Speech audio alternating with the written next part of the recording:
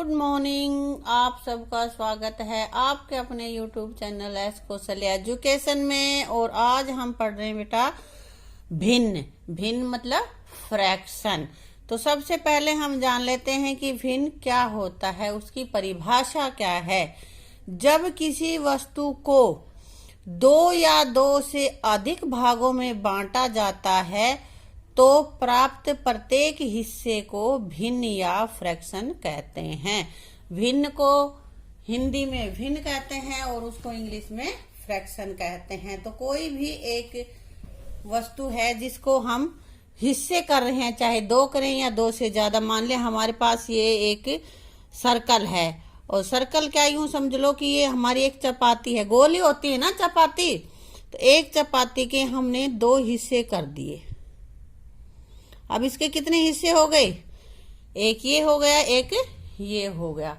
अब हमने ये हिस्सा दे दिया किसी और को।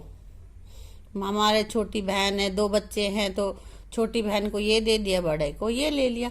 तो अब ये जो हिस्सा है जो उसने लिया है, ये वाला सारा, ये हिस्सा कितना हिस्सा है? पहले पूरा कितना था बेटा? 1, एक होल मतलब पूरा। और अब इसमें से इसके कितने हिस्से हो रहे हैं पूरे के? फिर हमने लाइन खींची, तोड़ा, तो कितने हिस्सों में बांट दिया इस चपाती को हमने? 2 में 1, 2। अब 2 हिस्से हो गए और हमने एक हिस्सा उसको दे दिया, और बटा में हम लिख देंगे 2। आ गया समझ में कि कोई भी वस्तु पूरी है और फिर उसके हिस्से कर देते हैं, तो जब उसको लिखते हैं वो भिन्न होती है एक हिस्से को। अब मान लिया हमने इसके ये तो थे 2 हिस्से, अब वो छोटा बच्चा है, उससे ज्यादा नहीं खाया जा रहा है ना, तो क्या कर रहा है वो और छोटा कर देते हैं। जिसके अब कितने हिस्से कर दिए मैंने? 1, 2, 3, 4 हिस्से हो गए ना। और 4 में से उसने एक टुकड़ा ये वाला खाया, बस एक लिया ना, बाकी तो 3 ही बच गए। तो अब वो कितना हो गया? ये वाला हिस्सा। ऊपर तो हम लिख लेंगे जो हिस्सा है, 4 हुए हैं टोटल, तो बटा में तो 4, और ऊपर हम लिखेंगे 1। अगर उसने 2 हिस्से लिए हो तो यहाँ पे तो 2 बटा, इन दोनों को इकट्ठा करेंगे तो हमारे पास आ जाएगा 2 बटा 4।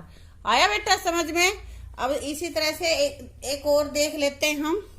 ये मान लिया हमारे पास हमने एक आयत ले रखी थी, आयत के हमने कितने हिस्से कर रखे हैं? देखो कितने हिस्से हैं बेटा इसके? 1, 2, 3, 4, 5, 6।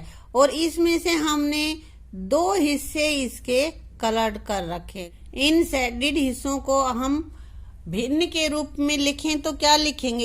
1, 2, तो ऊपर तो 2 आ जाएगा, और नीचे 1, 2, 3, 4, 5, 6, 2 बटा 6। ये होती है भिन्न। और भिन्न में बेटा देखो, ये जो ऊपर लिखते हैं वो होता है अंश, और जो नीचे लिखते हैं वो होता है हर। और ये जो लाइन है इसको हम बोलते हैं बटा। बटा में 2 बटा 6 क्या बोलेंगे? 2 ये बटा और 6। तो ऊपर जो होता है बटा के ऊपर जो है वो अंश होगा, और बटा के नीचे होगा वो हर होगा। तो ये तो बेटा हमने शेडेड पोर्शन को भिन्न के रूप में लिखा। अब हम लिख लेते हैं ये जो बिना शेडेड का है, प्लेन जो स्पेस यहाँ पे बचा हुआ है, वो देखो कितने हिस्से हैं? 1, 2, 3, 4। तो 4, और बटा में तो वही जो जितने इसके हिस्से हो रहे हैं, 4 बटा 6। ये हमारा भिन्न होगा। अब इसमें अंश कितना है? 4 बटा 6 जो भिन्न है उसमें अंश कितना है और हर कितना है? बताओ। अंश हो गया 4 और हर हो गया 6। ठीक है। अब इसमें पूछूं मैं, इस भिन्न में अंश कितना है? 1, और हर कितना है इसमें? 4। आ गया समझ में? तो अब ये तो पता चल गया तुम्हें कि भिन्न होती क्या है, या P बटा Q के रूप में जो लिखी जाती है वो भिन्न होती है। बटा के रूप में जो लिख दी हमने वो भिन्न है। अब भिन्न के कई प्रकार होते हैं बेटा।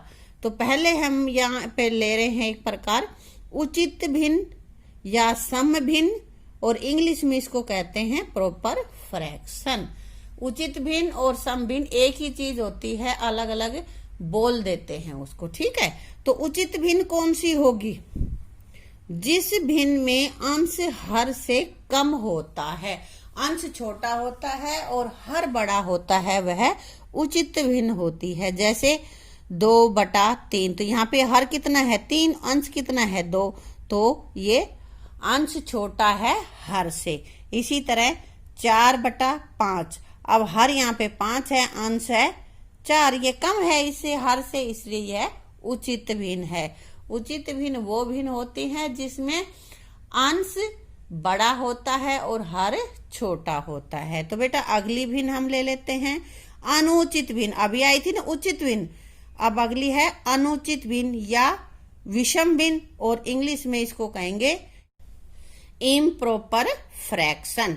उचित भिन्न का उल्टा होता है अनुचित भिन्न। उचित भिन्न में क्या था? अंश छोटा हर बड़ा। जिस भिन्न में अंश हर से बड़ा होता है वो अनुचित भिन्न होती है। जैसे 4/3, 5/2, 9/7, ETCN एटसेट्रा, यानी कि आदि, इसी तरह की और भी।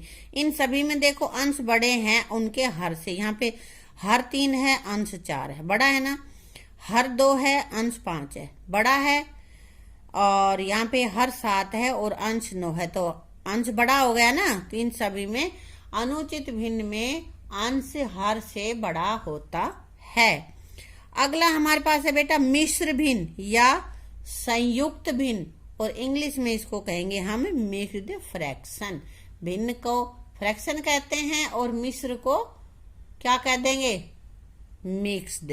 तो मिश्र या संयुक्त, जैसा कि इसके नाम से पता चल रहा है, मिक्स मतलब मिली हुई। तो जिस भिन्न में जब अनुचित भिन्न को पूर्ण संख्या और उचित भिन्न में लिखा जाता है, ये हमारी हो गई ना अनुचित भिन्न, और इसको जब हम सही बटा में लिखते हैं तो वो हमारी बन जाती है मिश्र भिन्न, जिसमें एक तो पूरा होता है अंक और अगली संख्या उचित भिन्न में लिख दी है, ठीक है। तो इसको बेटा हम बोलते हैं संयुक्त भिन्न या मिश्र भिन्न, ठीक है। आगे एक और है तुल्य या समतुल्य। तुल्य मतलब समान, तुल्य का मतलब होता है समान होना, तुलना हो जाए उनकी। तो ये ऐसे भिन्नों में क्या होता है बेटा? वे भिन्न जो देखने में अलग अलग परंतु मान आपस में बराबर हों। देखने में तो वो अलग अलग हों, लेकिन उनकी जब कीमत निकालें या उनका मान हम देखेंगे तो वो एक ही होगा। जैसे 2/3। अगली भिन्न हमारे पास है 4/6। अब ये दिखने में तो अलग अलग ही दिख रही है ना बेटा, लेकिन इनका मान बराबर है। कैसे? 2/3 और 4/6। तो 4/6 को अगर हम काट लें, 2 दूनी 4 और 2 तिया 6, उसी अंक से काटेंगे जो अंश को भी काट दे और हर को भी काट दे। अब 2 लिया हमने, 2 उसको अंश को भी काट दिया और हर को भी काट दिया। तो अगर हम 3 ले लेते तो क्या होता? 3 से 6 तो कट जाता, लेकिन ये नहीं कटता। तो ऐसे हमें नहीं काटना है बेटा। तो अब हो गया ना 2/3, और फिर इसको भी काटने के बाद ये भी 2/3 ही आ गया, है ना। तो ये तो अब बराबर हो गई ना, लेकिन दिखने में हमें अलग दिख रही थी। तो इसी तरह के और भी उदाहरण होंगे तुल्य भिन्न के, ठीक है। भिन्न आई समझ में कुछ?